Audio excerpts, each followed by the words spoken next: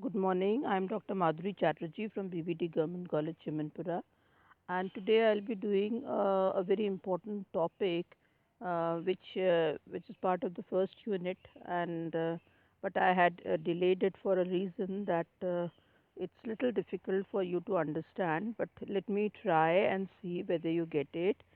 We will be doing phonetics with you, and the meaning of phonetics is the study of the sounds of human speech. All right, how you pronounce, how you utter the sound, how you articulate. That's part of phonetics. It's a science, and phonetics is divided into three types. It is the production part, which is the articulatory, where you're speaking. There's the transmission, which is the acoustic, or where you're hearing, and perception is also something which is auditive. Now, you can, that is how you break the sounds. And when you talk of sounds, what do you mean? You mean the alphabets. And when you talk of alphabets, we have 24 alphabets in English, and we can distribute them. We break them into two. We call them consonants and we call them vowels. So there are certain vowels. And what are the vowels? If you know, where the air comes freely through the mouth, when you produce the vowels, there is no closure of the air passage or narrowing of the passage. Okay, and what are the vowels? You might be knowing they are A, E, I, O, U. All right, A, E, I, O, U. They are the vowel sounds, and then apart from them, they are the consonant sounds. But when we talk of consonants again, we have to remember that there are certain consonants which are voiceless, all right, and there are few which have voice. Now, what are the voiceless consonants? It is p, t, k, th, f, all right. When we talk of voiced consonant, it is b, d, s, v, and z. Now, just try and see. I distribute further the consonants into articulation. How do you use the sound when you say p, when you say pitch, or when you say page? What is happening to your mouth? Just practice it. It's very difficult to explain without the class or without you people before me. But there are certain sounds which are produced when you touch your lips. There are certain sounds when the tongue touches the back of your teeth. There are certain sounds which are produced when the tongue touches the upper edge or the palate, and that is how you divide the sounds. So, that is how you divide the consonants also. And what are the consonants? I'll explain. They are the bilabial, they are labiodental, there are dental, alveolar, post-alveolar, retroflex, palato-alveolar, palatal, velar, and glottal. Don't get don't get tensed and don't feel it's very difficult.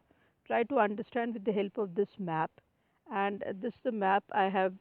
I'll leave you with a PPT also, and there you can see how the palatal sound is produced or how the glottal sound is produced, and how the air passes through the mouth into the air passage. See the mouth. There's something like nasal sounds. There are certain sounds which you have the air is passing. You can see with the help of the arrow, and this is the usage. This is the way this production of sounds take place, and for the matter, and in order to practice, I will take one word every time, one small word. Let's begin with the word P. Now, first of all, you have to understand where all the word P comes. As I already said, pitch and perfect and page, but there is also like potion or powdered or product or par, people, proper, pepper. Now, in all this case, the P is sounding, it is coming at the beginning of the word. It's the beginning of the word. P comes first. Now, there are few words I am putting where the word comes in the middle of the word. It's coming in the middle, like happy, supper, pauper. All right. And if you put the P at the end, there is tap, ship, pop. Now, I've also put a interesting tongue twister because I often feel that you people who are from slightly different cultural background and not the native learners, and in fact the third generation learners who will be doing English. So it is sometimes difficult for us with our accents to produce the sounds. So I'm leaving you with some tongue twisters, which I mean this lecture is a kind of a warm up which I'm doing with you, and the tongue twister I'm giving you is Peter Piper picked a piece of pickled pepper. Now, tongue twister means something you speak quickly and the same words are there so that it clears your pronunciation. All right? So you have to practice, practice, and practice. What you have to practice? Peter Piper picked a piece of pickled pepper. Peter Piper picked a piece of pickled pepper. So this thing will clarify. This will make your pronunciation better. And the second tongue twister I've chosen is Patsy Perkins and Pamela Paz decided to become partners. Patsy Perkins and Pamela Paz decided to become partners. So this is also something you produce, and this is I'm talking in the context of the per sound. And then we come to the bilabial sound. As I this P and the second word, as I said, is B, ma. What is happening? What I'm doing is that, and if you also notice when you speak ma, what is happening? The tongue, the two lips are touching each other. The labial, that is, the two lips are touching each other in order to articulate these words. And the words are P and B and M and V. In all the cases, this is what is happening. But when we have vowel sounds, what is happening? The back of the tongue is against the soft palate. You know, the back of the tongue, you have the map where it is explained, and you have the sound, just say k. What is happening? K. Up. Just notice your tongue where it is touching. That is the palate. That is the soft palate. Th, k, k. It is touching the top of the palate. Behind, just a little behind, or j. So that is the sound which are coming out are example when I said k, and you have the sound kind and Cambridge and Queen and Canterbury.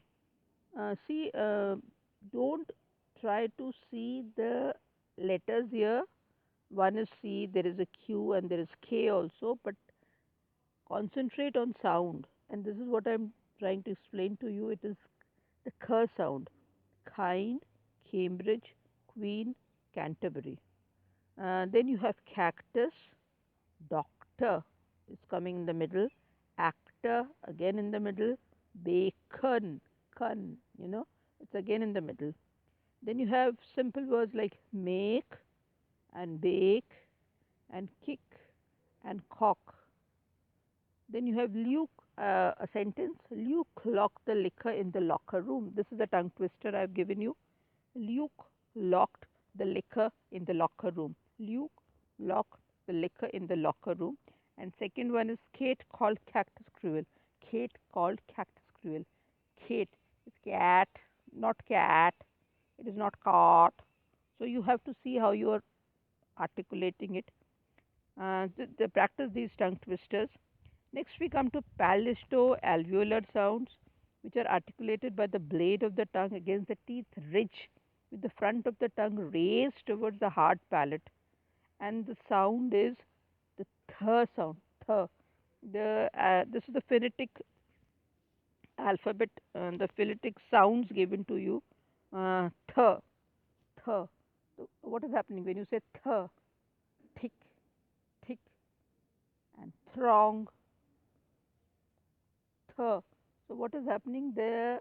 Just notice very very carefully when you are practicing these sounds, where the tongue is touching, where the lips are going, where the uh, where are you placing your tongue? It is at the back of towards the hard palate. Th. Then you have j. Again the same place you're putting it. J. All right. Let me give you some example. And ch, j, and th. So you have chair, and charm and chick and chuckle. This, the tongue twister I've given you is the pitcher pitches, the catcher catches, the watcher watches. All right. So basically, I'm making you practice in this lecture the different kinds of sound. You also can ask me were you having a problem with the sounds, and gradually I will come to the phonetic symbols in the next lecture. Thank you so much.